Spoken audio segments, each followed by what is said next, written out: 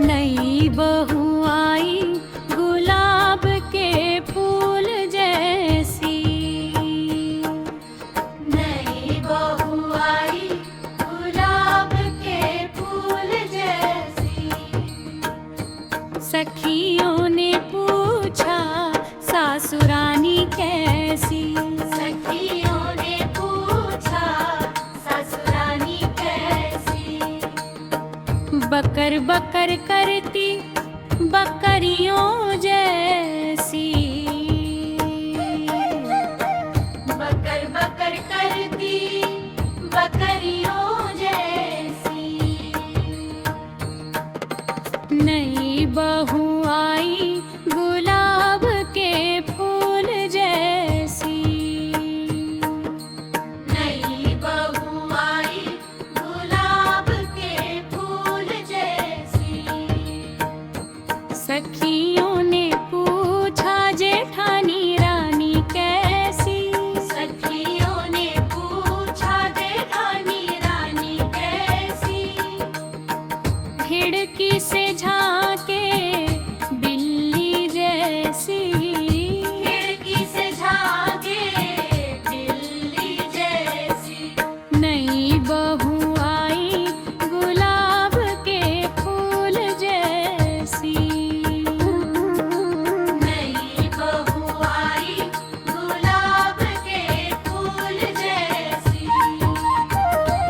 सखियों ने पूछा ननद रानी कैसी।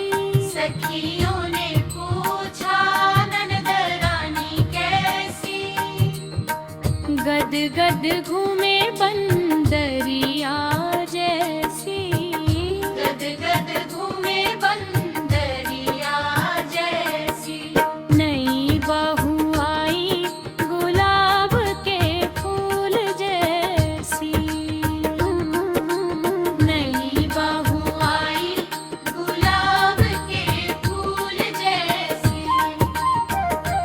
सखियों ने पूछा देवर तेरे कैसे। सखियों ने पूछा देवर तेरे कैसे। गली गली घूमे हाँ सड़कों पर घूमे आवारा जैसे। सड़कों पर घूमे आवारा जैसे। नई बहू आई गुलाब के फूल जैसी। सखियों ने पूछा जेठ तेरे कैसे। सखियों ने पूछा जेठ तेरे कैसे।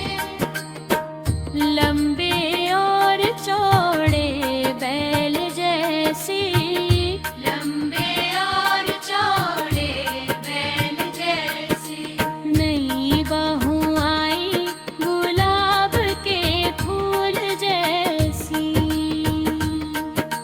नई बहू आई गुलाब के फूल जैसी।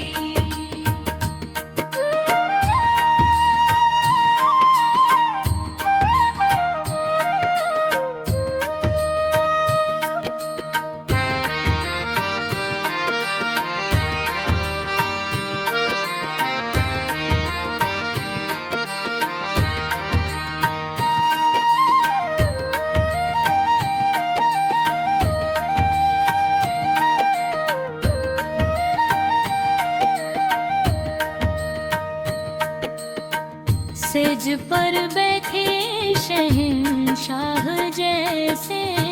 सेज पर बैठे